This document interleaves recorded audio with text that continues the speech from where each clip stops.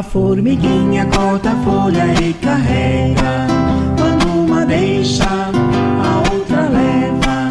A formiguinha corta a folha e carrega, quando uma deixa, a outra leva.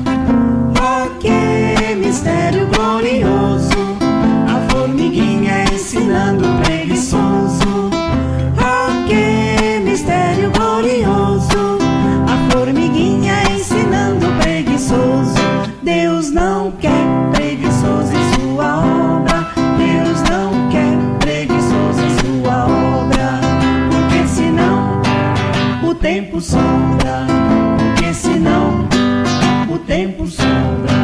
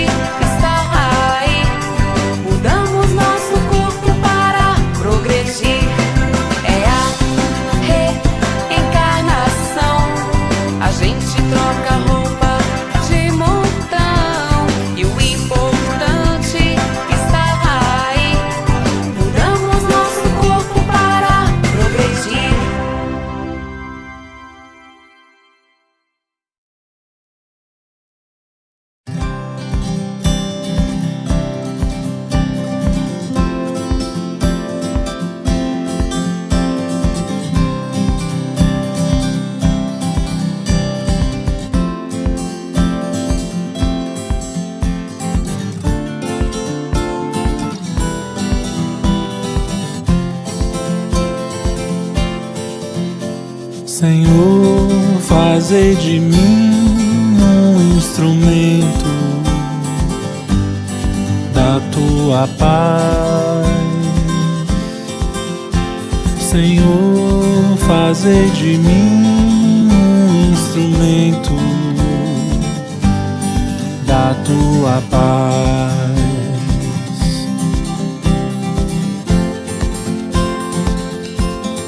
Onde houver ódio, que eu leve o amor. Onde há ofensa, que eu leve o perdão. Onde há discórdia, que eu leve a união. Onde houver dúvida, que eu leve a fé. Senhor, fazei de mim um instrumento da tua paz. fazei de mim um instrumento da tua paz.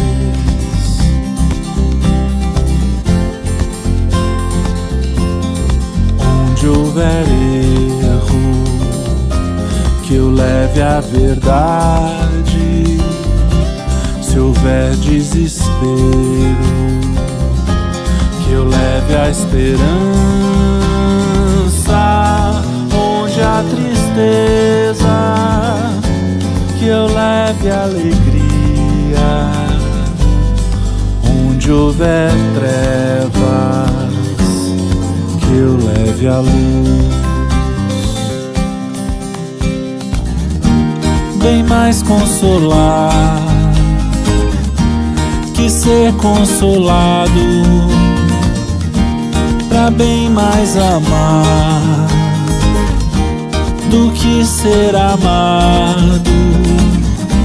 É só no perdão que se é perdoado, e só se recebe aquilo que é dado. Senhor, fazei de mim um instrumento da tua paz.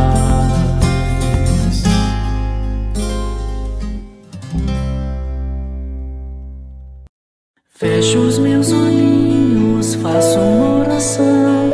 Este é meu jeitinho de falar com Deus, com o coraçãozinho cheio de gratidão. Este é meu jeitinho de falar com Deus. Peço com carinho, paz e proteção. Este é meu jeitinho de falar com Deus. Lembro do irmãozinho em dor e aflição. Este é meu jeitinho de falar com Deus.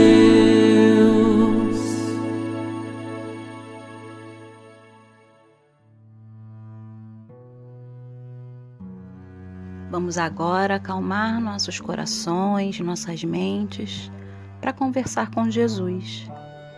Jesus, querido amigo, querido mestre, auxilia-nos, Senhor, em nossa caminhada, que possamos, Jesus, dar o melhor de nós em nossos dias, para nos transformar em pessoas que seguem o seu Evangelho, em pessoas que fazem o melhor para o seu próximo.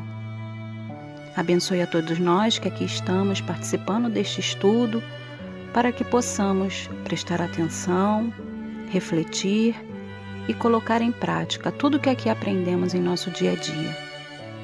Abençoe as nossas famílias, abençoe a todos nós, Senhor, seus irmãos em humanidade, pois estamos nos esforçando para melhorar e para chegarmos cada dia mais próximos de Ti. Dai-nos a luz, dai-nos sabedoria, dai-nos a oportunidade de refletir e aprender com tudo que aqui hoje seja trazido. Que assim seja, graças a Deus, graças a Jesus.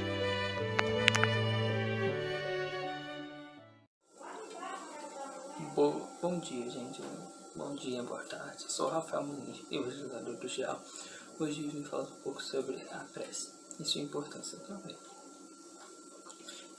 A prece trata-se de um momento que a gente tem de ligação com Deus, com Jesus e com outros espíritos bons.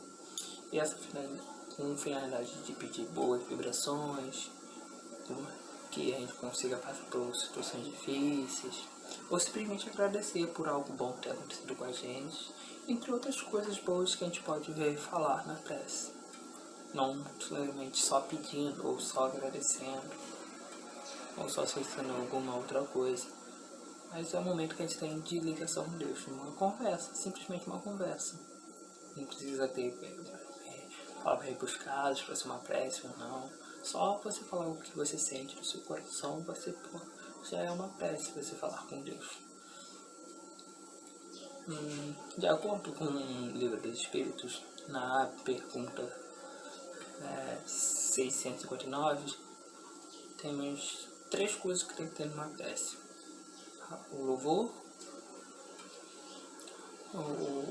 o pedir e o agradecer. Agora vou começar o louvor.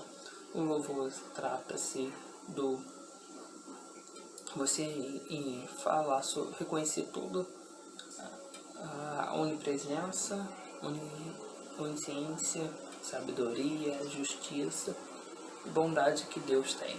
Essa é a parte do louvor. A gente fala todas essas coisas de Deus. Na parte de pedir,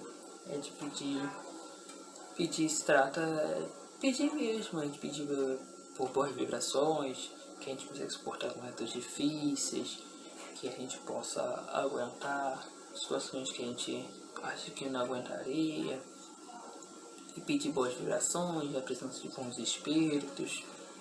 É isso.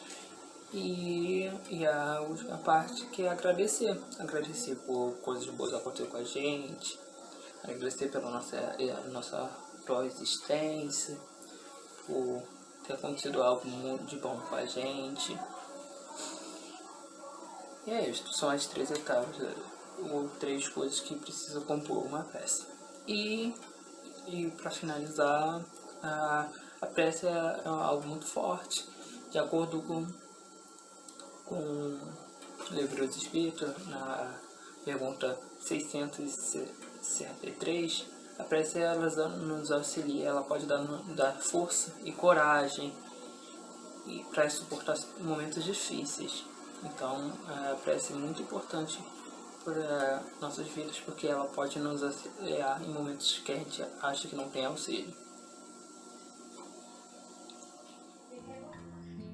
História: A prece de Theo. Eram 3 irmãos: Júlio, Mariana e Theo, que às vezes até brigavam, mas na maioria do tempo se entendiam bem. Eles estavam ansiosos, esperando a viagem que fariam para o sítio do tio na semana seguinte. Naquela tarde chuvosa, as crianças brincavam em casa com um jogo de tabuleiro, em que o Júlio estava ganhando, quando foram bruscamente interrompidos. A mãe entrou na sala, colocando a sacola sobre a mesa, e a chamou para uma conversa. Com um ar sério, disse que não poderiam mais viajar, porque o tio tinha ficado doente repentinamente e estava no hospital. Ainda não sabiam qual era a doença. A mãe ficou triste. Não sabia o que fazer para ajudar o seu irmão. Júlio ficou muito bravo. Queria resolver na mesma hora. Já a Mariana teve uma ideia de pedir para a mãe dar para o tio o remédio que ela tomou quando teve febre. O Theo ficou quieto por um tempo e depois lembrou que não conseguiriam fazer muita coisa porque eram crianças, mas poderiam fazer uma prece. A Mariana falou: Isso mesmo, toda animada. Vamos fazer uma prece. Na sequência, o Júlio falou: Deixe comigo, eu sei como fazer. Foi ao quarto e voltou com uma mesinha, uma toalha e um abajur. Arrumou tudo e começou sua prece, juntando as mãos voltadas para o céu. Júlio falava bem alto, com firmeza. Às vezes batia na mesa. Dizia: Deus, cure o nosso tio logo, para a gente poder viajar. Faça a mamãe parar de chorar. Mas enquanto ele falava, pensava no jogo que tinha sido interrompido e que ele estava quase vencendo, ficando com mais raiva, falando mais alto. Porém, o tempo passou e o problema continuou. As crianças estavam desanimadas. Uma noite, Theo começou a pensar. Se a prece do Júlio foi tão alta e não deu certo, que mais poderia fazer? Então, no silêncio do quarto, falou, em voz baixa: Deus, o Senhor que é bom, ajude meu tio e minha mãe, faça com que eu não fique mais preocupado. E Theo estava tão concentrado e foi tão sincero que os amigos espirituais recolheram suas vibrações e puderam inspirar os trabalhadores do hospital. No dia seguinte, a mãe das crianças apareceu com um sorriso e disse que não viajariam naquela semana, mas o tio estava melhorando. Um médico que estava de passagem pelo hospital conhecia o tratamento certo. As crianças ficaram mais animadas. Oi, crianças! Vamos refletir sobre esse vídeo? Se fôssemos resumir essa história, eu diria que ela ficaria assim. 3 irmãos que estavam brincando em um jogo de tabuleiro. Júlio, Mariana e Theo. Os 3 estavam felizes porque iriam viajar para o sítio do tio. E Júlio estava mais feliz ainda porque estava ganhando o jogo. Quando, de repente, a mãe avisou que não iriam mais viajar, porque o seu tio estava doente no hospital. Repararam que cada um teve uma reação com a notícia? O Júlio ficou revoltado por 2 vezes. Primeiro, porque o jogo parou e ele estava ganhando. E depois, no segundo, é porque ele não iria mais viajar.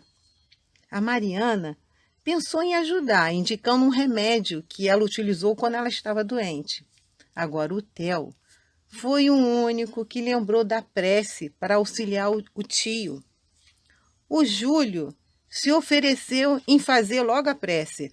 Mas aí eu pergunto, o que o Júlio pediu na prece era para ajudar o tio ou satisfazer ele mesmo?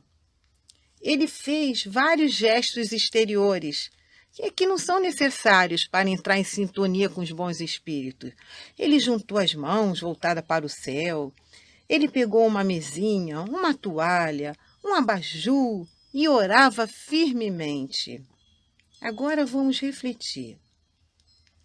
Será que o Júlio conseguiu entrar em sintonia, em conexão com Deus, com Jesus, com os amigos espirituais? A sua oração auxiliou seu tio?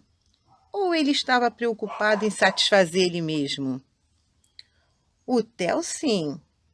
O Theo realmente fez uma oração. Ele conseguiu enxergar com mais clareza a situação, fazendo com que a sua prece fosse ouvida e os amigos espirituais fossem até o hospital auxiliar os médicos para a pronta recuperação do seu tio.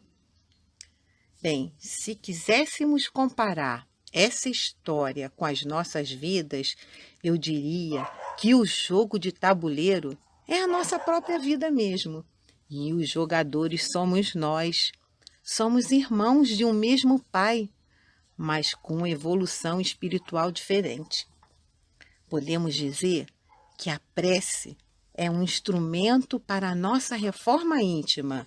É isso mesmo, cada vez que melhoramos, é como se estivéssemos fazendo uma reforma dentro da gente. Quando a gente ora de coração, a gente se abre, se autoconhece, como se a gente penetrasse dentro da gente mesmo para descobrir o Deus interno que habita em nós. Conseguimos nos conectar com o sagrado, com o nosso anjo da guarda.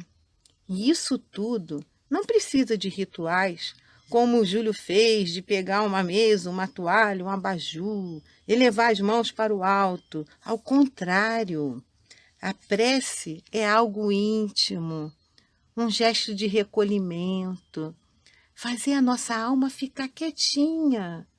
Aí nós enxergamos com clareza o que podemos fazer para superarmos as nossas dificuldades. Não devemos esquecer que a oração é a elevação do pensamento, é o alimento da alma, assim como a comida é o alimento do corpo.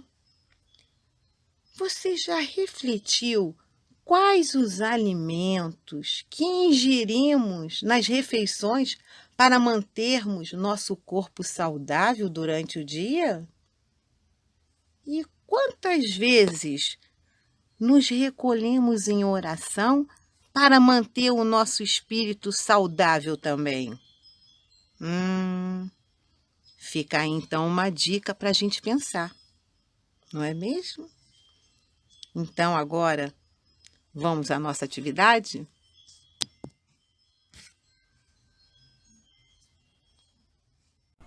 Vou dar play aqui para a gente começar. Esse jogo funciona assim. Aqui eu vou ter os 3 grupos para a gente classificar: pedir, agradecer e louvar. E aqui eu tenho um quadro com algumas pequenas frases para a gente conseguir inserir o que é pedir, o que é agradecer e o que é louvar. Vamos lá? Ter um bom sonho e lindos sonhos. Isso aqui eu estou pedindo. Por ter amigos. Isso aqui eu estou agradecendo por eu ter amigos. Jesus é amor. Estou exaltando essa característica de Jesus, louvando. Deus é bondoso. Estou afirmando que Deus é bondoso. Estou exaltando Deus. Então, eu estou louvando. Pela oportunidade de aprender. Pela oportunidade de aprender, eu estou agradecida. Agradecendo pela oportunidade de aprender. Por ter livros, por ir à escola. Paz para todo mundo. Isso aí eu estou pedindo para o mundo ter paz. Para as pessoas terem paz umas com as outras. Coronavírus ir embora. Isso aí, com certeza, estamos pedindo. Por todo o amor que recebemos de nossa família. Isso estamos agradecendo, estamos sendo gratos pelo amor que recebemos. E como é bom se sentir amado e dar amor, não é verdade? Deus é justo. Deus é justo, eu estou afirmando, eu estou exaltando essa característica de Deus. Proteção para a nossa família, isso eu estou pedindo proteção para a nossa família. Pela nossa casa, estou agradecendo por ter uma casa, por ter um lar. Deus é perfeito. Deus é perfeito. Eu estou exaltando essa característica de Deus. Dizendo aqui que Jesus é um grande exemplo a ser seguido. Então, eu estou louvando Jesus. Estou dizendo que ele é um grande exemplo a ser seguido. Estou exaltando essa característica nele. Por ser saudáveis, eu estou agradecendo por ser saudável. E para a gente ser saudável, a gente tem que se alimentar bem, tomar as vacinas, curar um doente. Eu posso pedir para curar um doente, para a espiritualidade atender esse meu pedido, caso seja a vontade de Deus. Vamos agora enviar respostas?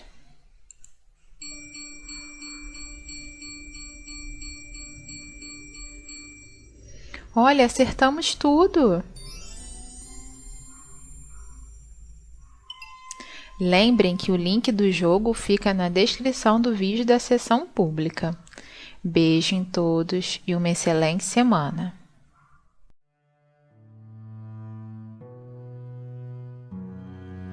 Nesse momento em que elevamos os nossos pensamentos até Jesus, nosso irmão, até Deus, nosso Pai, vamos fechar os nossos olhos, acalmar os nossos corações, serenar tudo aquilo que nos envolve e agradecer a essa oportunidade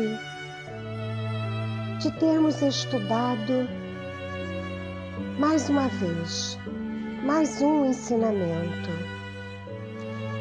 Que essa prece, Senhor, que é um alimento do nosso espírito, é o nosso meio de conversarmos contigo, através da fé que temos em Ti, Senhor, que temos em Deus Pai, a nos fortalecer, a nos amparar diante dos obstáculos, mas também nos alegrar sabendo que não estamos sozinhos, que vocês nos amam.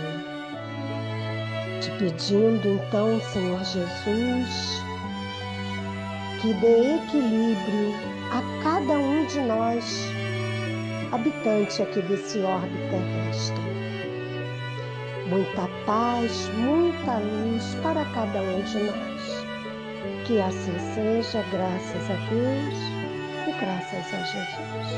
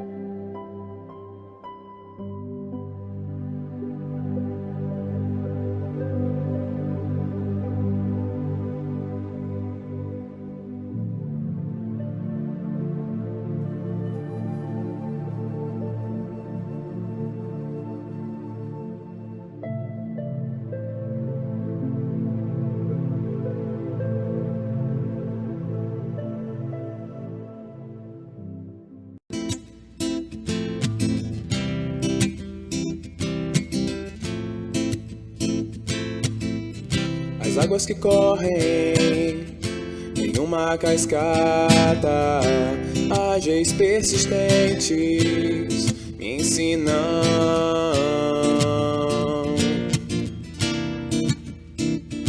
a ir sem medo, enfrentando pedras secas e quedas, levando consigo vida e chegando por fim no mar. Nascemos para agir, aprendemos a lutar, aprendemos no sofrer, aprendemos a amar. Nascemos para agir, aprendemos a lutar, aprendemos no sofrer, aprendemos a amar.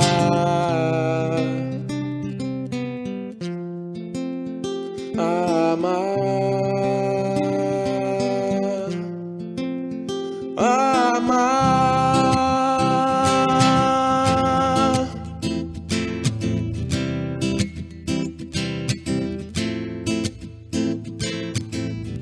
As águas que correm em uma cascata, ágeis persistentes me ensinam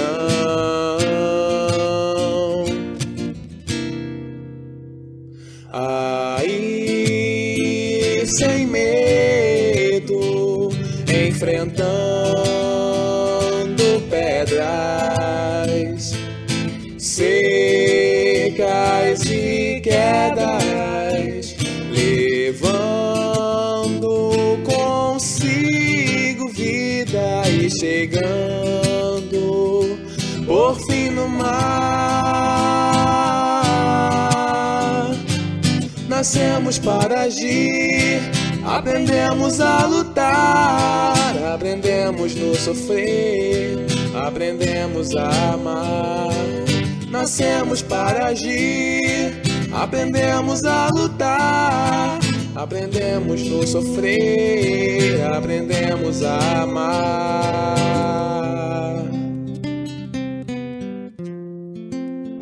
Amar.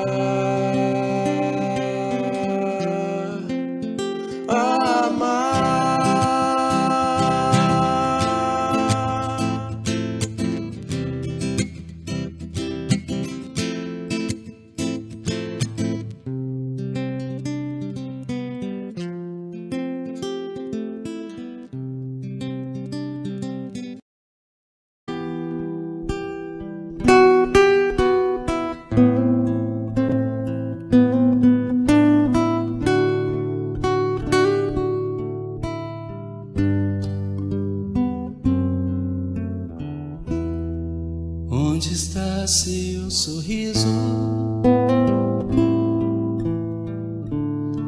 Onde se escondeu?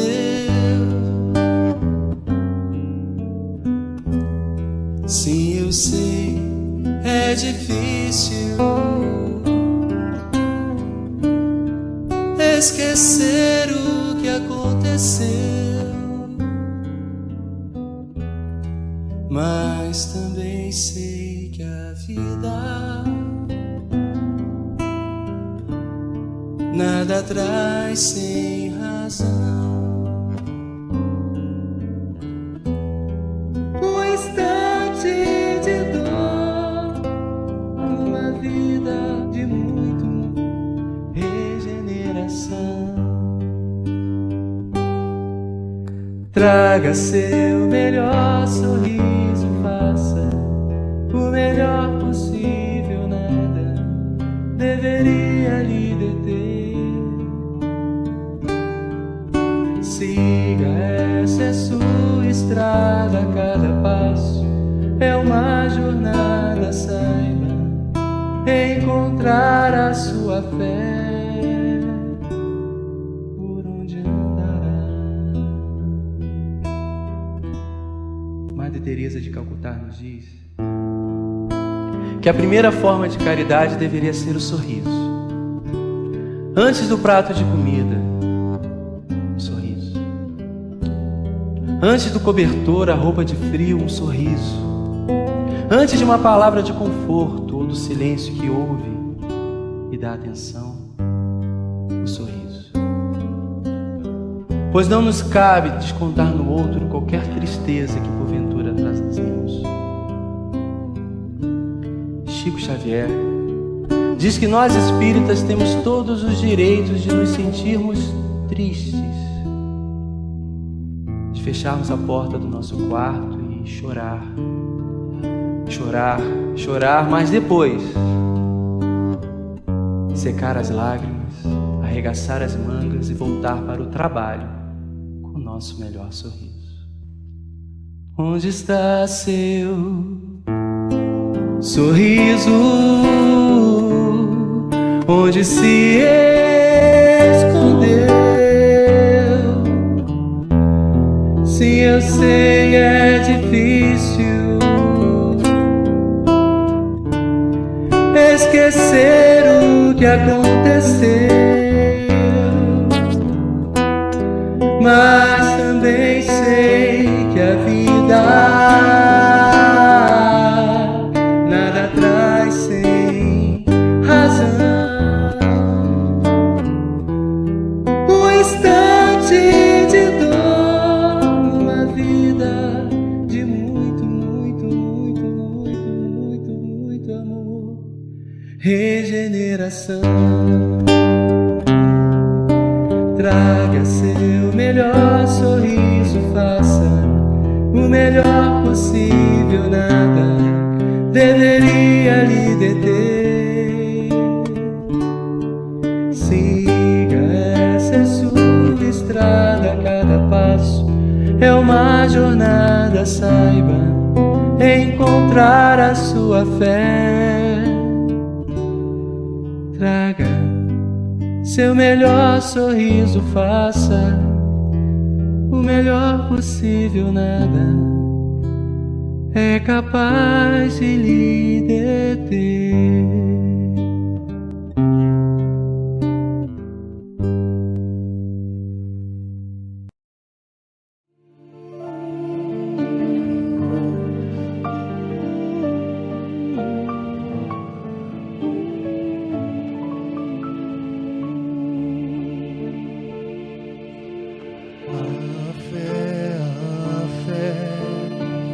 Sem o crivo da razão, é fé cega, é negação da perfeita razão de Deus.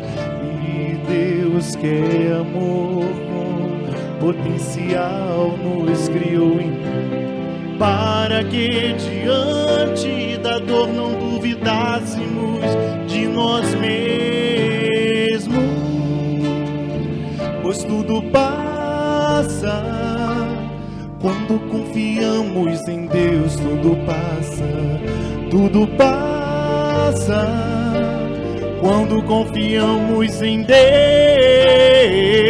Tudo passa quando confiamos em Deus. Tudo passa, tudo passa.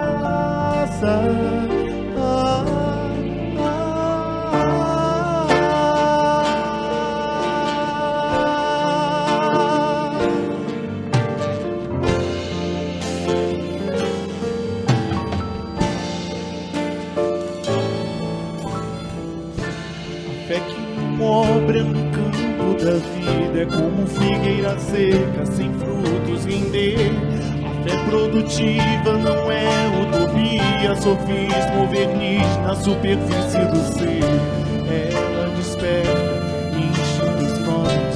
O homem precisa para o bem conhecer. Ela é paciente, pois sabe que a alma não finda com a morte. Que começa a crescer, amadurecer, até entender que fé inabalável só é a que pode encarar frente a frente a razão em todas as épocas da humanidade.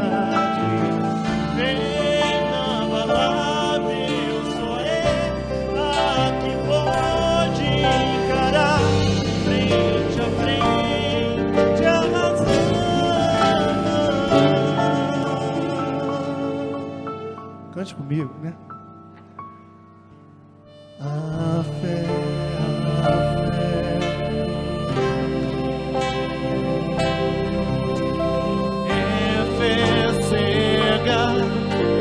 revelação da perfeita razão de Deus. E Deus, que é amor com potencial, nos criou em para que diante da dor não duvidássemos de nós mesmos. Pois tudo passa quando confiamos em Deus. Tudo passa quando confiamos em Deus. Tudo passa quando confiamos em Deus. Tudo passa.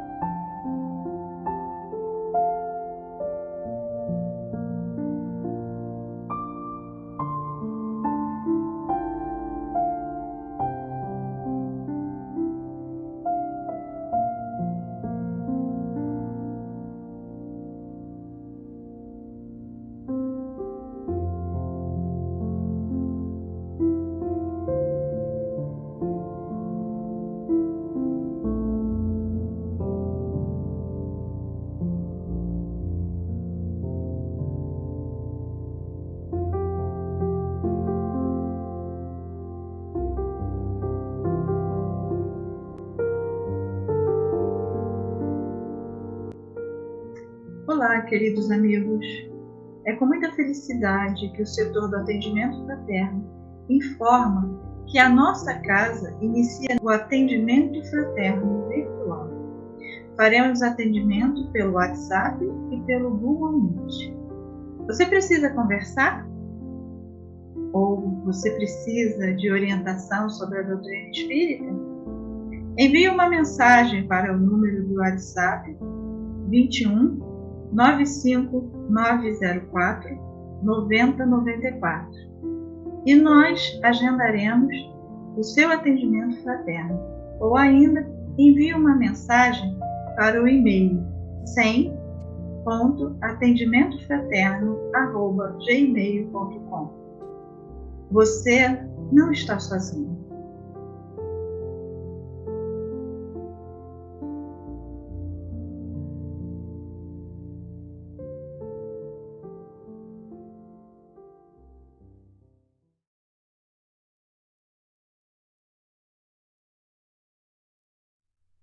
Boa noite a todos, boa noite queridos, boa noite queridas. Sejam bem-vindos ao canal do YouTube do Centro Espírita Miguel.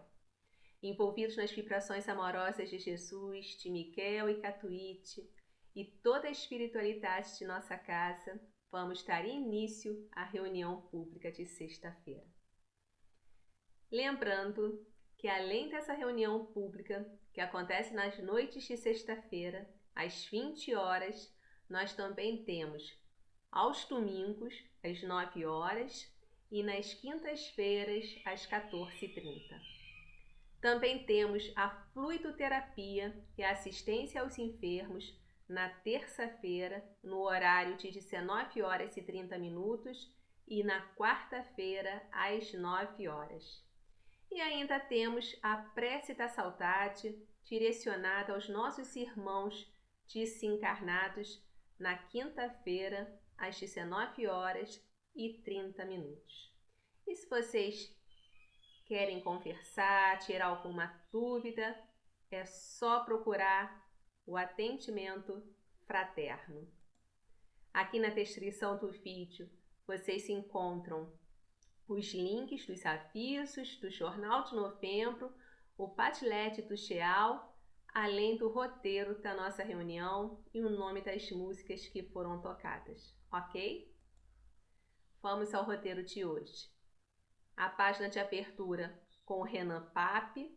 No Livro dos Espíritos, estamos na quarta parte, Esperanças e Consolações, capítulo 1, Penas e Gozos Terrenos, e as questões para nossa reflexão serão 937 e 938, Decepções, Ingratidão e Quebra de Afeições com o companheiro Mauro Rodrigues. No Evangelho segundo o Espiritismo, estamos no capítulo 5, Bem-aventurados os aflitos, e a companheira Inês Maria fará as reflexões do item 18, o bem sofrer e mal sofrer. Vamos dar início às reflexões, que tenhamos uma noite proveitosa, fiquem com Deus.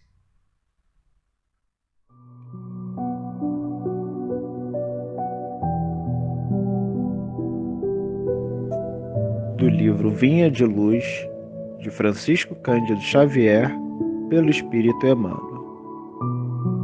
Sem desfalecimentos. E não nos cansemos de fazer bem, porque a seu tempo ceifaremos, se não houvermos desfalecido. Paulo, Gálatas capítulo 6, versículo 9. Há pessoas de singulares disposições em matéria de serviço espiritual. Hoje creem, amanhã descreem. Entregaram-se ontem às manifestações da fé.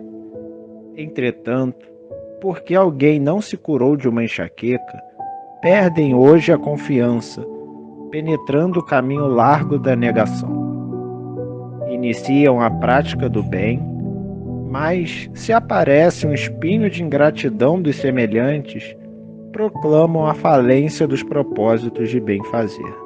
São crianças que ensaiam aprendizado na escola da vida, distantes ainda da posição de discípulos do Mestre. O exercício do amor verdadeiro não pode cansar o coração. Quem ama em Cristo Jesus guarda confiança em Deus. É feliz na renúncia e sabe alimentar-se de esperança. O mal extenua o espírito, mas o bem revigora sempre. O aprendiz sincero do Evangelho, portanto, não se irrita nem conhece a derrota nas lutas edificantes, porque compreende o desânimo por perda de oportunidade. Problemas da alma não se circunscrevem a questões de dias e semanas terrestres, nem podem viver condicionados a deficiências físicas. São problemas de vida, renovação e eternidade.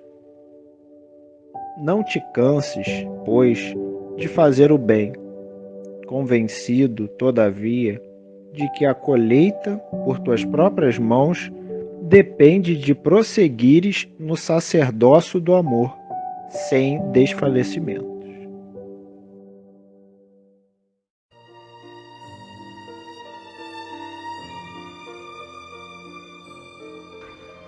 Pai, estamos aqui nesse instante reunidos em vosso nome e em nome do Mestre Jesus para realizar a nossa reunião pública de sexta-feira.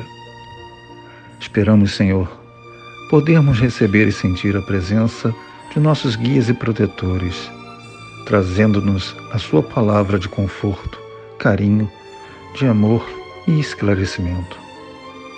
Rogamos ao Mestre Jesus o esclarecimento necessário durante os ensinamentos que serão apresentados hoje. Dai-nos a força para que possamos passar pelas provações. Dai a luz a todos os que procuram a verdade. Coloca nos nossos corações a compaixão e a caridade. Que a vossa bondade permita aos Espíritos Consoladores derramarem por toda parte a paz, a esperança e a fé. E que em vosso nome, do guia desta reunião, dos guias e protetores de cada um de nós, possamos dar por iniciada esta reunião. Assim seja, graças a Deus.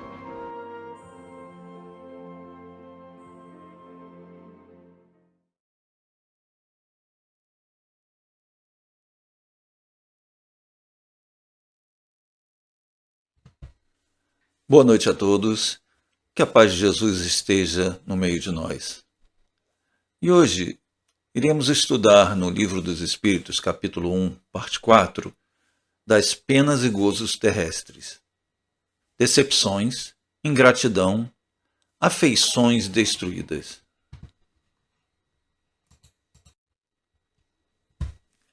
E a pergunta de número 937 diz assim: as decepções provocadas pela ingratidão e pela fragilidade dos laços de amizade não são, também para o homem de coração, uma fonte de amarguras? E os espíritos da codificação respondem que sim. Mas já vos ensinamos a lastimar os ingratos e os amigos infiéis, que serão mais infelizes do que vós. A ingratidão é filha do egoísmo, e o egoísmo encontrará, mais tarde, corações insensíveis como ele próprio o foi. Pensai em todos os que fizeram maior bem do que vós, que valiam mais do que vós, e, no entanto, foram pagos com a ingratidão. Pensai que o próprio Jesus, quando na terra, foi injuriado e desprezado, tratado de patife e impostor, e não vos admireis de que o mesmo vos aconteça. Que o bem que fizestes seja a vossa recompensa neste mundo, e não vos importeis com o que dizem os beneficiados. A ingratidão é uma prova para a vossa persistência em fazer o bem. Isso vos será levado em conta, e os que não vos foram reconhecidos serão punidos tanto mais quanto maior houver sido a sua ingratidão. E aí, nós vamos perguntar o seguinte: quem dentre nós já não se decepcionou com alguém? E ao contrário, quantas vezes nós já não decepcionamos aqueles que guardavam por nós uma afeição, uma afinidade, um amor por nós?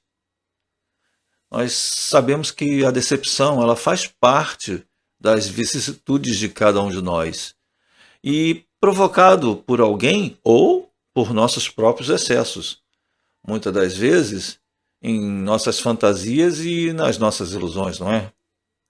E a ingratidão?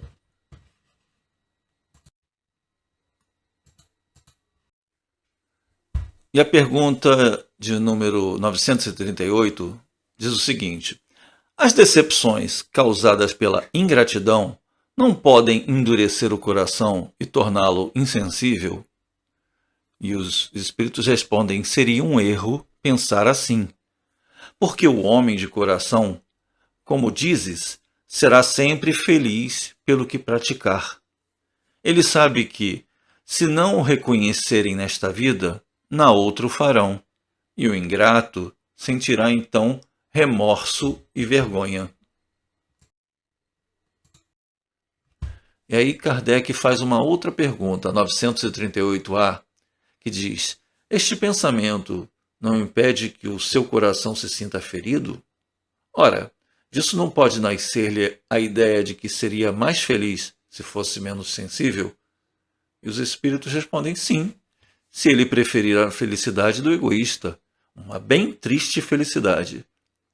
Se ele sabe, no entanto, que os amigos ingratos que o abandonam não são dignos da sua amizade e que se enganou a respeito dos mesmos, não deve mais lamentar a sua perda. Mais tarde, encontrará os que melhor o compreenderão. Lamentai os que vos tratam de maneira que não mereceis, pois terão uma triste recompensa. Mas não vos aflijais por isso. É o meio de vos elevardes sobre eles. E Kardec comenta o seguinte: a natureza deu ao homem a necessidade de amar e ser amado. Um dos maiores gozos que lhes são concedidos na terra é o de encontrar corações que simpatizem com o seu. Ela lhe concede, assim, as primícias da felicidade que lhe está reservada no mundo dos espíritos perfeitos, onde tudo é amor e benevolência. Essa é uma aventura recusada ao egoísta. A ingratidão normalmente é a causa da decepção. E um dos exemplos mais vivos na história é aquela da conspiração contra César. César foi um ditador romano quando foi assassinado no Senado de Roma. Os seus acusadores pediram a morte de César. E dentre eles está o seu filho Brutus. E no ato, quando perpetrava o golpe contra ele, César virou-se para o filho e disse: "Ó, até tu, Brutus, meu filho." E essa frase ficou plasmada representando o que seria a decepção e demonstração da ingratidão. E essa ingratidão é irmã do orgulho, como fala o texto, que, por sua vez, ela se opõe à humanidade. Então, traçando uma linha no tempo, nós vamos ver lá em Gênesis, no capítulo 16, versículos 1 a 16, e no capítulo 21, versículos 9 a 21, aquele episódio envolvendo Abraão e Sara, que não podiam ter filhos, né? Porque já eram idosos, e então eles estão permitindo, consentindo e combinando. E Sara permitiu a Abraão que se juntasse a Agar. Agar, que era a sua serva. E dessa união nasceu Ismael. E tempos depois, né, por desígnios de Deus, Sara conseguiu conceber, mesmo na velhice de Isaac, e a partir daí, o que aconteceu? Começaram os problemas de animosidade, de ciúme. Então, Sara obrigou a Abraão a deserdar e levar Agar para que fosse abandonada no meio do deserto. Mas ela foi socorrida pelo Senhor, não é? Então, tem esse registro na Bíblia. Tudo foi fruto do ciúme, do egoísmo e da ingratidão. Lembra também Jesus, também ao passar pela Palestina, no Sermão da Montanha, por exemplo, nas Bem-aventuranças, foi registrado por Mateus lá no capítulo 6, versículo 25 a 34, que faz uma alusão aos lírios do campo, para que deixemos de nos preocupar tanto com a matéria do amanhã, esquecendo-nos sempre de que precisamos vivenciar bem o hoje, pois o amanhã terá como retributo a obra que já edificamos. E mesmo Judas, tá, naquele momento difícil por 30 moedas, traiu Jesus, porque, como todos os judeus esperavam, que Jesus de fato fosse aquele Messias guerreiro, aquele Messias vencedor, que iria atacar os inimigos, vencer os inimigos. Quando Jesus veio, na verdade, ele veio pregar o quê? O amor. E aquelas 30 moedas de pratas que Judas recebeu por essa traição não serviram nem para proveito próprio dele, uma vez que serviram para quê? Para comprar um terreno aonde seria destinado um cemitério para os estrangeiros, porque nem os doutores da época e nem os profetas, eles não aceitavam, os maiorais, né, eles também não aceitavam naquela época, que Jerusalém, eles não aceitavam que aquele dinheiro como oferta, porque iria contaminar todo o dinheiro que eles receberam antes, porque aquele dinheiro específico trazido por Judas, ele era advindo com sangue derramado. E aí, seguindo adiante, Jesus curou os 10 leprosos, que também está registrado lá em Lucas, né, no capítulo 17, versículos 11 a 19. E daqueles 10 curados, somente o estrangeiro, ou o samaritano, né, voltou para agradecer e contemplando a gratidão a Jesus pelo milagre. Olha que importante. E os outros, numa demonstração de quê? De ingratidão, justamente contra Jesus Cristo, não voltaram para agradecer. E sequer reconheceram, quando estavam lá com tantas sequelas, com tantas mazelas pelo corpo. E aí, irmãos, seguindo adiante, a gente vai ter um exemplo de Nicolau Maquiavel. Ele nasceu na Itália na Idade Média. Fez um verdadeiro tratado sobre a questão do conhecimento das atitudes dos homens com relação às autoridades. É um verdadeiro tratado. Por isso, o nome O Príncipe era para aquele que assumisse o poder. Então, você ter esse título, O Príncipe, era uma pessoa de um grande poder. E esse manual que Maquiavel fez dizia o seguinte: para o príncipe ou autoridade máxima naquela região, naquele momento, se pudesse optar entre a bondade e a benevolência, ou entre ser amado ou ser temido, que ele optasse sempre por ser temido. Porque naquela época, Maquiavel, observando a sociedade de então, ele afirmava que, de um modo geral, os homens são ingratos, volúveis, fingidos e dissimulados. Isso, irmãos, naquela época. E mais adiante, William Shakespeare também nos traz um excelente exemplo. Ele foi o maior dramaturgo da língua inglesa. Nos legou, dentre muitas peças de teatro, Rei Lear, em que ele tinha 3 filhas, Regan, Goneril e Cordélia. E, considerando a idade que ele já ostentava, convocou as 3 filhas e disse que iria repartir o reino, mas proporcionalmente ao amor demonstrado por elas, por cada uma delas. Então, Goneril e Regan, dissimuladamente, demonstraram ao pai o que? Aquele amor inequívoco. Aquela coisa fantástica de adoração ao genitor, né? Ao passo que Cordélia, a caçula, ela simplesmente se recusou a fazer essa encenação, na medida em que ela realmente tinha um amor verdadeiro pelo pai. Então, achando que não merecia uma parte desse reino em função de uma declaração que soaria falsa. Porque o convívio dela já demonstrava o amor que ela sentia pelo pai. Então, ela foi deserdada pelo rei. Teve que se exilar na França. E as irmãs, quando se apoderaram do reino que cabia a elas, escorraçaram o pai. Olha, é lamentável, né?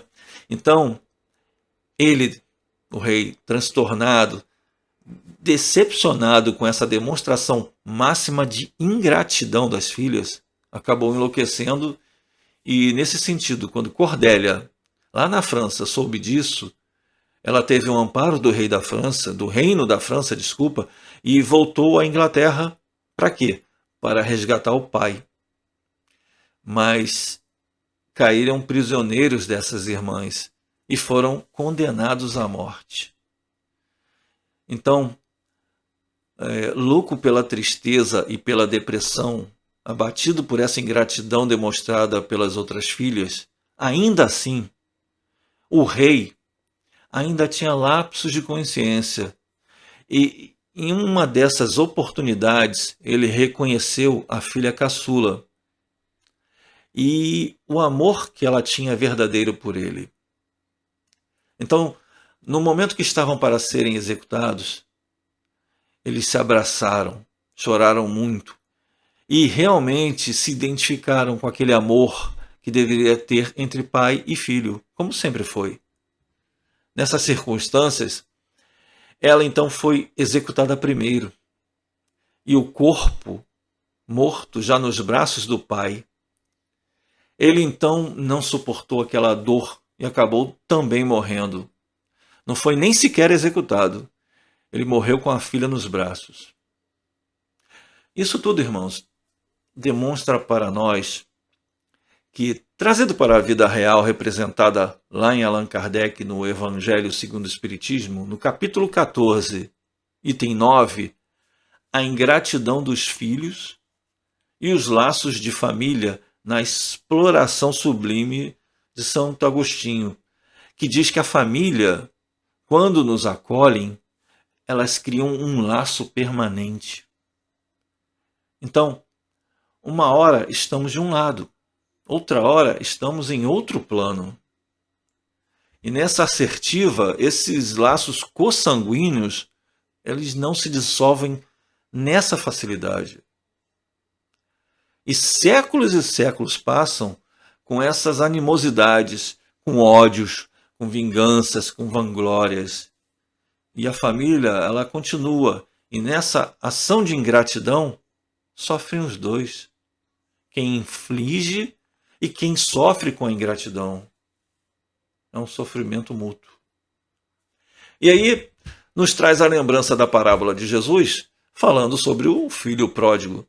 Graças a Deus, essa parábola, depois que o filho sofre de levar o quinhão que pertencia a ele, que o pai prazerosamente deu em mãos, ele perambulou pelo mundo, gastou todas as formas possíveis aquele dinheiro, satisfeitos todos os seus vícios, mas, arrependido e empobrecido, um dia voltou e o pai o recebeu com todo amor, dando uma festa. E o outro irmão que ficara auxiliando o pai ficou enciumado e achou que seria uma ingratidão do pai para com ele. Ora, porque ele ficou ao lado do pai cuidando de toda a seara, enquanto o irmão saíra pelo mundo para gozar dos prazeres da terra. E o pai ainda lhe dá uma grande lição, mostrando para ele que se uma reis desgarrasse do rebanho, valeria a pena, porque Jesus já havia dado esse exemplo. E um outro exemplo também trazido por Mateus, lá no capítulo 22, versículo 34, diz assim: quando Jesus já havia demonstrado o amor, a tolerância, a compreensão, esclarecendo aos saduceus, foi tentado pelos fariseus nas perguntas que eles traziam e nos questionamentos. Então, ele disse para eles, abre aspas, amarás o Senhor teu Deus de todo o teu coração e de toda a tua alma e de todo o teu espírito. Este é o maior e o primeiro mandamento. E aqui tendes o segundo e semelhante a este: amarás o teu próximo como a ti mesmo. Toda a lei e os profetas se acham contidos nesses dois mandamentos. E essa foi a lição que Jesus deixou para os fariseus e para nós também, né? E há 2000 anos estamos aqui de novo, sucumbindo diante dos vícios recalcitrantes que enveredam pelo caminho das virtudes, aqui e ali pontualmente atendendo a um ou a outro, exercitando a caridade, a fraternidade, a solidariedade, porém sempre voltado para o nosso próprio umbigo. Então, segundo ainda nos aponta São Tomás de Aquino, que é um dos 36 doutores da Igreja, ele deixou um excelente estudo, um estudo muito importante chamado Suma Teológica, que através desse trabalho ele deixou muitas condutas norteadas para a Igreja, até para a nossa atual Igreja, através da Igreja Católica, que ascendeu e antecedeu a doutrina espírita em muitos séculos e deixou para nós o seguinte: olha a suma teológica que ele deixou. Todos nós somos evos. Evo vem do latim aevus, que significa eternos, ou seja, todos nós somos eternos. Então, somos espíritos criados simples e ignorantes, e a partir daí a roda gira. E todas as questões, as 1019 questões do Livro dos Espíritos e mais outras, né? As outras obras que compõem o Pentateuco de Kardec, eles se abrem para nós. É uma das questões bem importantes do Livro dos Espíritos, é a questão de número 540, quando fala o seguinte: dos espíritos que tratam das coisas da natureza, daquelas que ordenam aos espíritos menos escalonados ou inferiores, até chegar em nós, como descrito lá nas questões 101 e 113, né, do Livro dos Espíritos. Então, nessas circunstâncias, a questão 540 aponta o seguinte: que quem é anjo hoje já foi átomo, e um dia voltará a ser átomo. Não vai retrograr ao reino mineral, ou ao reino vegetal, ou ao reino animal. Porque, segundo as próprias Escrituras, a ideia é para a frente e para o alto, sempre em direção a Jesus, sempre em direção a Deus. Então, irmãos, embora o conhecimento seja infinito, o aprendizado também seja infinito para nós, a perfeição moral ela é relativa. Porque somente a partir de Jesus é que de fato Deus se faz compreender e atua em toda a sua plenitude. Porque todos nós, abaixo de Jesus, teremos essa perfeição moral relativa. Se a lei de Deus ela está incutida na nossa consciência, é preciso que todos os dias tenhamos um contato com a leitura edificante, não só nas obras do Pentateuco, mas a literatura de uma forma geral. Para quê? Para aumentarmos a nossa cultura, o nosso conhecimento, para que tenhamos a possibilidade de entender melhor as coisas de Deus e que possamos o quê? Agir com acerto na hora da tomada das decisões. Para que o nosso livre-arbítrio seja de fato utilizado nas melhores decisões, nas melhores oportunidades de quê? De auxiliar o próximo. Porque no fim, o bem que fazemos vai voltar para nós mesmos. Da mesma forma, se praticarmos o mal, nós nos defrontaremos um dia com esse mesmo mal e vamos nos lamentar, não é? Vai faltar a nossa autocrítica, vai faltar o nosso amor próprio e vamos acabar enveredando pela depressão. Como foi lá o Rei Lear. Como a gente falou, né? Ele foi tão poderoso, contando a história também por William Shakespeare, e no fim, a dor sempre como consequência do livre-arbítrio mal utilizado. Quando a oportunidade para utilizarmos em favor do bem, em favor do próximo, e em última análise, em favor de nós mesmos, isso vai nos fazer bem. Sigamos a doutrina espírita, sejamos nós essa luz que Jesus espera que sejamos. Sejamos nós esse sal da terra. E assim, irmãos, agradecendo mais uma vez por essa oportunidade, elevamos o pensamento ao nosso Mestre Jesus. Muito obrigado a todos.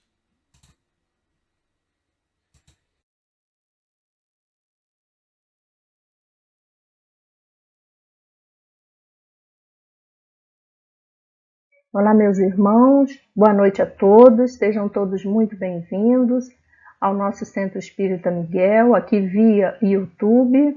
Meu nome é Inês Maria, eu sou uma trabalhadora da casa e venho trazer o estudo do Evangelho segundo o Espiritismo, no capítulo 5, no item 18, nas instruções dos Espíritos, com o tema Bem e Mal Sofrer. Esse é um texto do Henri Lacordaire e traz para a gente ótimas reflexões sobre o sofrimento, a maneira como sofremos e a explicação sobre o porquê sofremos. Então vamos analisar a dor e o sofrimento, tanto na forma de uma expiação, mas também e principalmente como uma fonte de evolução, de aprendizagem, de superação. Então, lembrando que nós todos estamos subordinados à justiça divina e essa justiça nos dá sempre a oportunidade de aprendizagem, sempre. E que a dor é um instrumento educativo ainda necessário em nosso planeta. Nós podemos aprender pela experiência, pela observação, pela reflexão. Porém, a dor é um mecanismo de reajuste importante para a nossa evolução. Então vamos lá começar o nosso estudo. Vejamos nessa passagem de Mateus, capítulo 5, versículos 4, 6 e 10, onde Jesus nos fala sobre as bem-aventuranças. E ele diz que bem-aventurados os que choram, pois que serão consolados, bem-aventurados os famintos e sequiosos de justiça, pois que serão saciados, bem-aventurados que sofrem perseguição pela justiça, pois que é deles o reino dos céus. Quando Jesus proferiu essas bem-aventuranças, ele prometeu aos aflitos as bênçãos da vida futura. As nossas dores, as injustiças e as perseguições, elas acontecem por conta das nossas imperfeições. Ele não se referia a ser bom sofrer e o sofrimento. Mas precisamos estarmos atentos como é que recebemos e vivenciamos as situações desafiadoras de nossa vida. E de como entendemos e aproveitamos essas situações, já que sabemos que tudo que nos acontece nos obriga a crescer, buscando essa resolução, esse entendimento, avaliação do nosso próprio comportamento. Será que o que nos acontece não é o resultado de escolhas passadas? Porque quando estudamos o capítulo 5, nós temos muitas orientações sobre isso. As causas dos nossos sofrimentos. Causas atuais, causas anteriores. E temos também a parte da reparação, né? Onde precisamos refletir o que aquela situação que nos acontece e nos provoca dor também pode nos ensinar. Porque as vicissitudes da vida derivam sempre de uma causa. Pois sabemos que Deus é justo, então o Livro dos Espíritos nos diz: justa há de ser esta causa. O Espiritismo traz esse esclarecimento necessário para compreendermos esta situação. E esse capítulo é muito rico. Então, que possamos refletir e nos analisar para percebermos como é que estamos encarando, vivenciando toda essa situação que nos traz a dor e o sofrimento. Em uma parte do texto está escrito: visto que sofrem todos os que se encontram na terra, quer ocupem tronos, quer jazam sobre a palha. Mas a poucos sofre bem. Poucos compreendem que somente as provas bem suportadas podem conduzi-las ao reino de Deus. Então a afirmativa aqui de Lacordaire é que o sofrimento é algo inerente à categoria do nosso planeta de provas e expiações. E lá no Consolador, na questão 246, Emmanuel nos esclarece que a provação é a luta que ensina ao discípulo rebelde e preguiçoso a estrada do trabalho e da edificação espiritual. Então, muitas vezes estamos nesse processo expiatório, isto é, reparatório, sofrendo consequências de escolhas do passado ou até mesmo do presente, e aí estamos vivenciando um momento de dor. E a expiação é uma pena imposta ao malfeitor que comete um crime.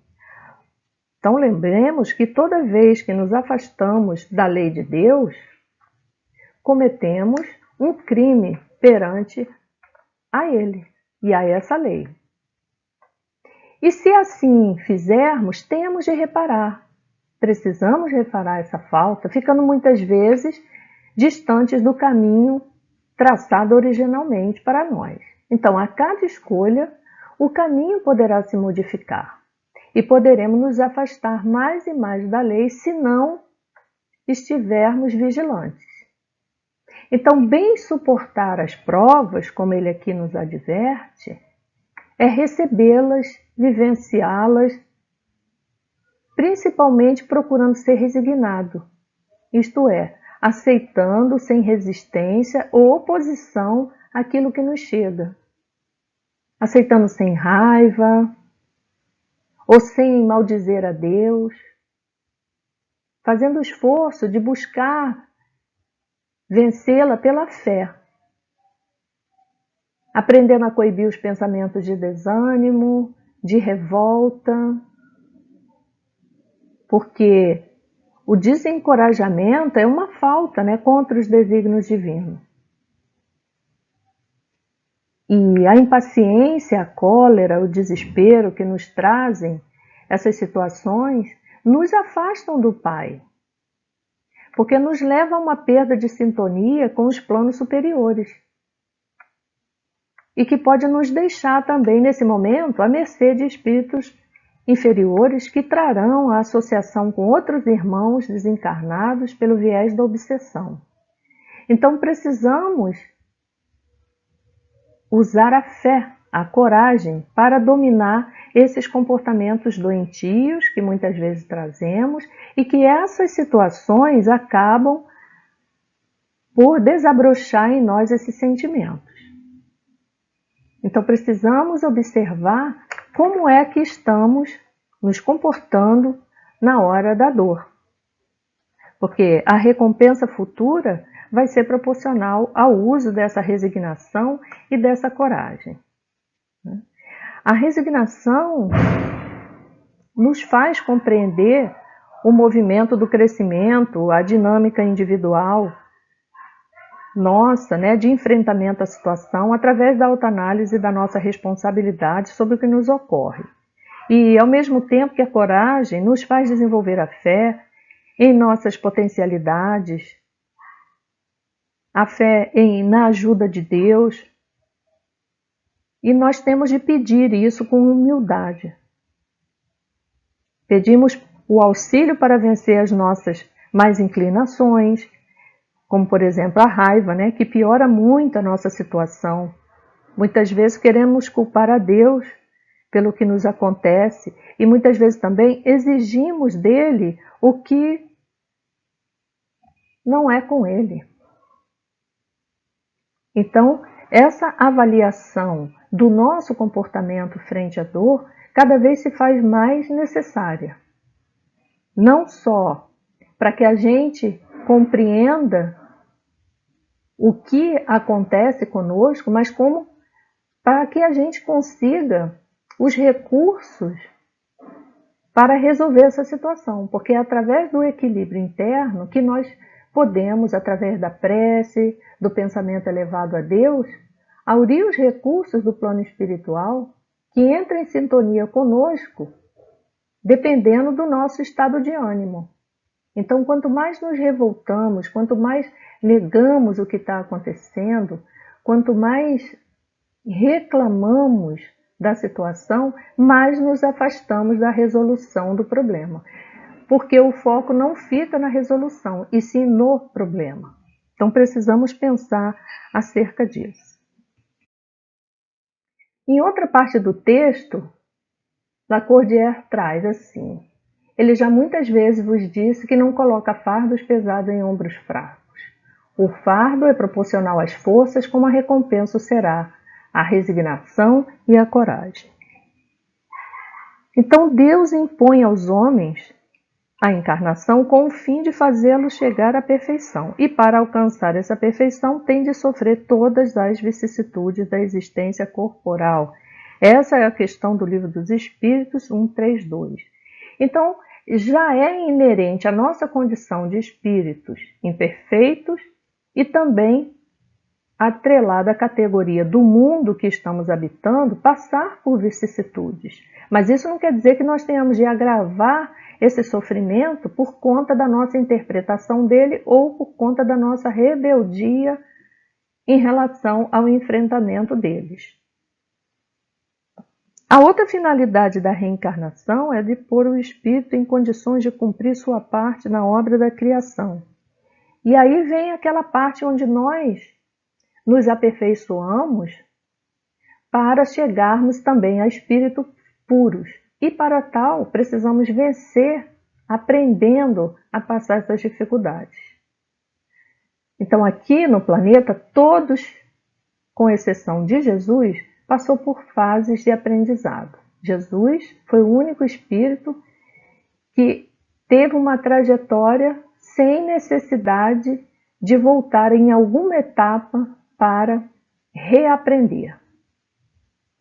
Nós outros estamos vivendo a cada dia, a cada passo, um pouco mais da aprendizagem que tivemos ontem. Então essa lei natural, a reencarnação, que é também a expressão da justiça e da misericórdia divinas, concede ao espírito a oportunidade de corrigir os erros cometidos devido à sua própria ignorância.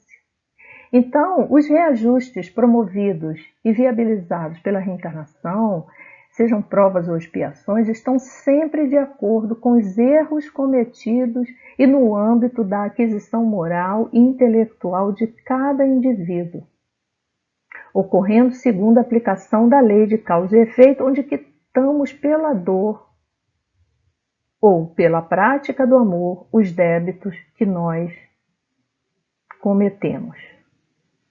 Então, o peso do fardo é dado pela forma como nós o carregamos. Então, de acordo com esse envolvimento e essa responsabilização e essa reflexão sobre a atitude frente à dor, nós vamos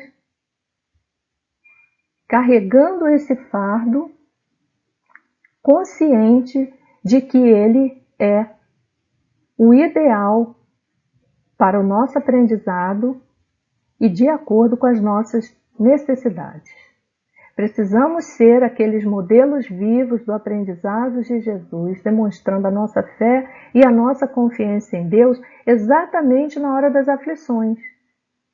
É a hora do teste do nosso aprendizado. Porque Deus não se engana. O que está posto para nós, o que acontece em nossa trajetória, é para nós mesmos. Não está no endereço errado. E assim nós vamos avançando. Eu trouxe agora uma parte de um texto do Consolador, na questão 239, que diz: em verdade, toda dor física colima o despertar da alma para os seus grandiosos deveres, seja como expressão expiatória, como consequência dos abusos humanos ou como advertência da natureza material ao dono de um organismo. Então é sempre proporcional e visando sempre o despertamento dos sentimentos. Porque no passado éramos embrutecidos, então cometíamos crimes uns contra os outros, contra a natureza e contra o próprio Deus. Hoje, mais civilizados, mais dóceis, estamos aqui trabalhando os sentimentos. Então, um desses deveres que nós temos, né, com relação à lei, é recorrer a Deus, rogando a consolação, o auxílio moral, o auxílio material, para que Ele que nós ofendemos. Precisamos perdoar. Temos aqui a prece como um apoio valioso de sustentação e paz interior, capaz de nos linkar com os planos mais altos, onde dali aurimos as forças, as energias necessárias para continuarmos, a intuição para entendermos para que lado está a solução daquela situação dolorosa.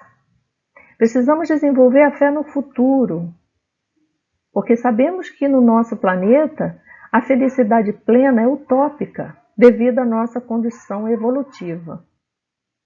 Mas sabemos que teremos essa felicidade no futuro. Então, precisamos manter os nossos pensamentos elevados,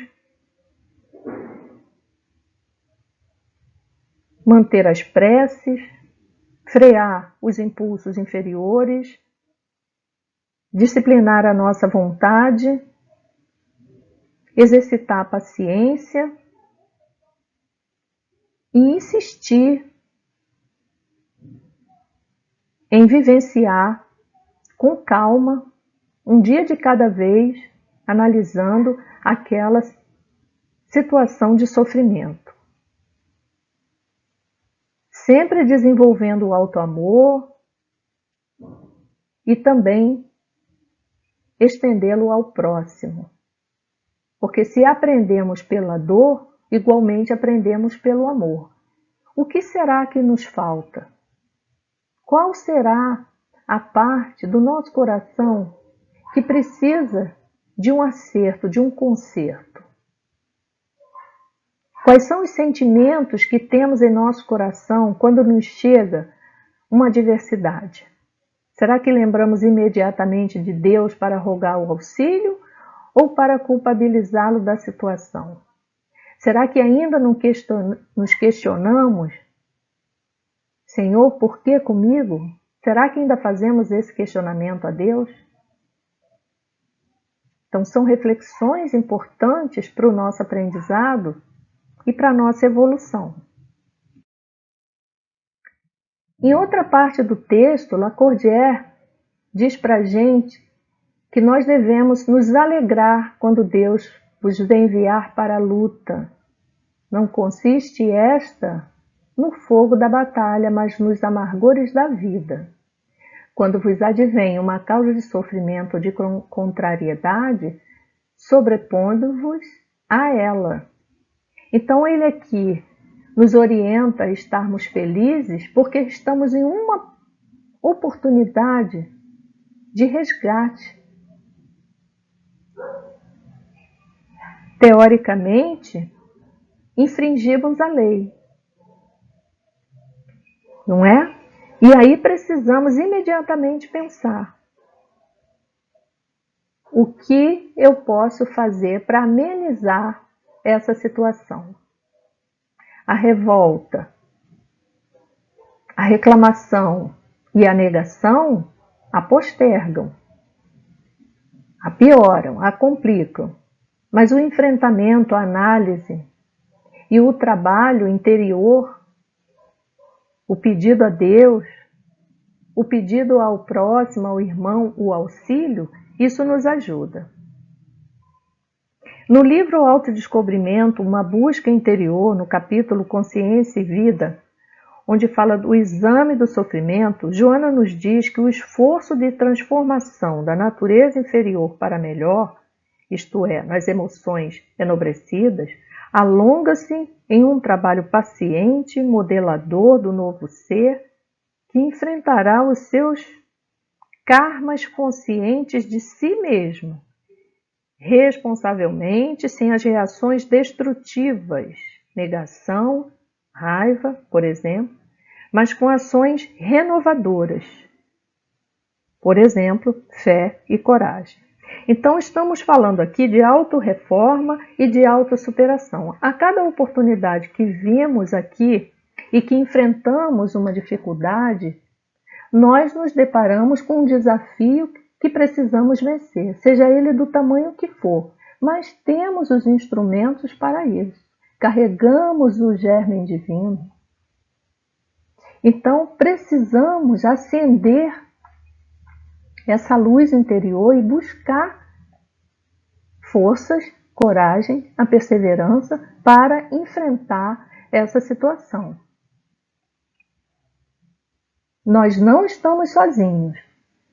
Quando viemos, trazemos um anjo guardião sempre conosco, espíritos amigos, os simpatizantes, e podemos a qualquer momento acessar a espiritualidade superior, a Jesus e ao nosso Pai Criador. Mas para tal nós precisamos de equilíbrio e harmonia íntima, sem desespero, sem rancor, sem se sentir desprezado por Deus, sem se sentir castigado por Ele, porque Deus é todo infinitamente bom, misericordioso e, acima de tudo, justo. Jamais nos colocaria numa situação para nos infligir dor. A nossa percepção é de dor porque nós só vemos esta parte. Mas se a gente se esforçar e com a ajuda da doutrina espírita, é possível a gente analisar passo a passo a nossa conduta, o nosso pensamento, as nossas falas e perceber que muitas das vezes, muitas dores que nos acontecem poderiam ser evitadas com a mudança de comportamento, de pensamento. Então precisamos cada vez mais avaliar essa situação. Outra questão do Consolador, na questão 241, diz assim: onde o maior auxílio para a nossa redenção espiritual? E a resposta de Emmanuel é: no trabalho de nossa redenção individual ou coletiva. A dor é sempre o elemento amigo e indispensável.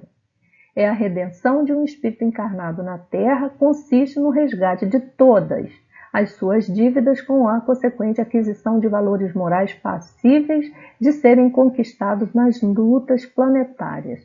Situação essa que eleva a personalidade espiritual a novos e mais sublimes horizontes da vida no infinito. Então teremos muitas oportunidades, mas há necessidade dessa luta interior que é contra as nossas imperfeições, elas que são as geradoras da dor. Então a dor nos faz enxergar o ponto frágil que precisamos trabalhar, melhorar em nós mesmos.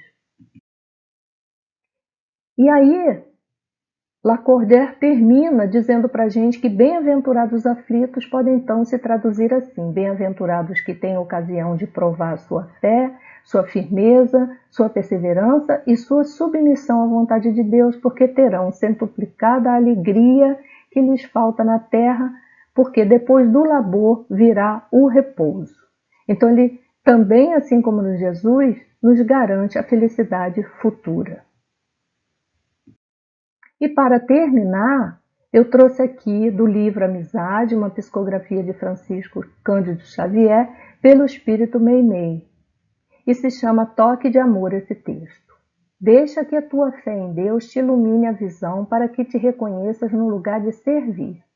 Indubitavelmente perseverarás a série dos desafios que te rodeiam. O lar, talvez difícil entre entes amados, na desvinculação violenta, incompreensões a mostras, ocorrências que se vestem de lágrimas. Entretanto, não te convertas em tubas de aflição. Tumulto, adia em nós a conexão necessária com a providência divina. Ama e auxilia sem alterar-te.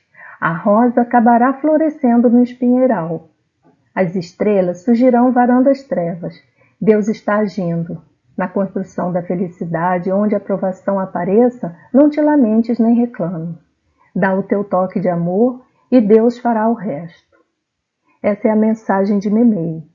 Então, concluindo, meus irmãos, nós devemos trabalhar para avançarmos em direção a Jesus, exercitando seus ensinamentos, nos esforçando para nos melhorarmos, observando seus exemplos e buscando limpar de nossos corações o egoísmo, o orgulho, que nos causam tantos sofrimentos aqui em nossa caminhada. Porque o remédio eficaz para as nossas mazelas está na ação do próprio espírito enfermiço.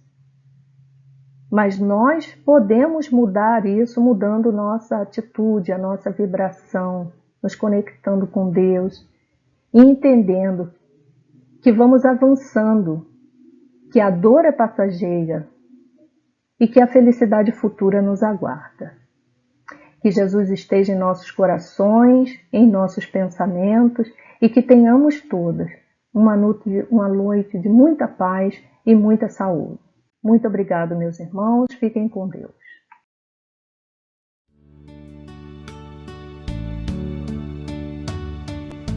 Deus, Pai querido, queremos te agradecer por mais esse encontro, onde aqui refletimos muito, Senhor, sobre as nossas necessidades, sobre a necessidade da autorreforma e de suportar, Senhor, as provas que nos enviastes.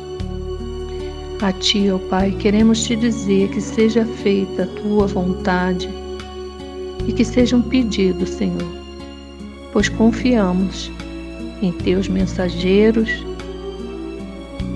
tendo a certeza que Ele nos proverá o ânimo e a condição de nos fazer sustentar com humildade a prova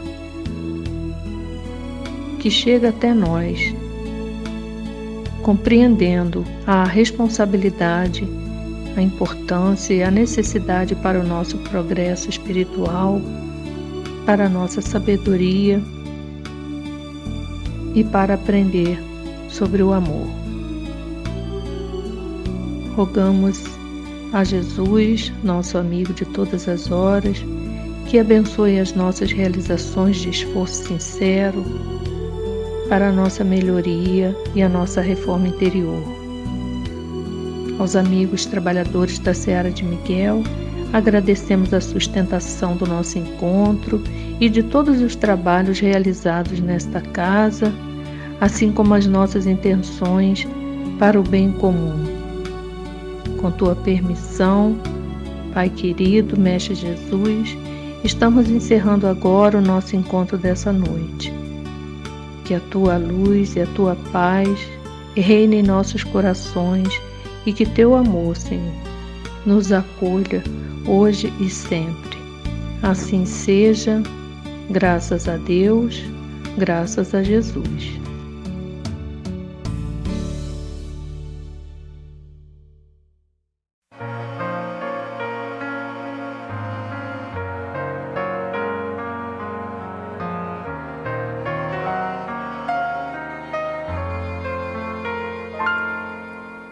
Poderosa força que ilumina o meu ser,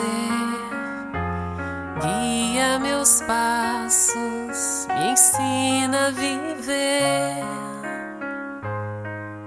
cruzando os horizontes, vencendo os meus defeitos, com a luz do saber, pela virtude de amar. Com Tua força tamanha, ó Cristo, me ajude a derrubar as barreiras da vida que eu venha encontrar. E eu venho pedir a Ti, ó Pai amigo, que a vida estás a sustentar. Dá-me Tua certeza de um dia eu poder chegar a ver-Te nos olhos que choram, nos pobres e aflitos, em todas as coisas criadas por Ti. Eleva minha alma, me faz tão perfeito, me leva a saber que estás dentro de mim. Ó Pai nosso que estás no céu, santificado seja o Teu nome, em favor de todos, ó Pai nosso que estás no céu. Santificado seja o Teu nome, em favor de todos nós. Com Tua força tamanha, ó Cristo, me ajude a derrubar as barreiras da vida que eu venha encontrar. E eu venho pedir a ti, ó Pai amigo, que a vida estás a sustentar. Dá-me tua certeza de um dia eu poder chegar a ver-te nos olhos que choram, nos pobres e aflitos, em todas as coisas criadas por ti. Eleva minha alma, me faz tão perfeito, me leva a saber que estás dentro de mim. Ó Pai nosso que estás no céu, santificado seja o teu nome em favor de todos. Ó Pai nosso que estás no céu, santificado seja o teu nome em favor de todos nós.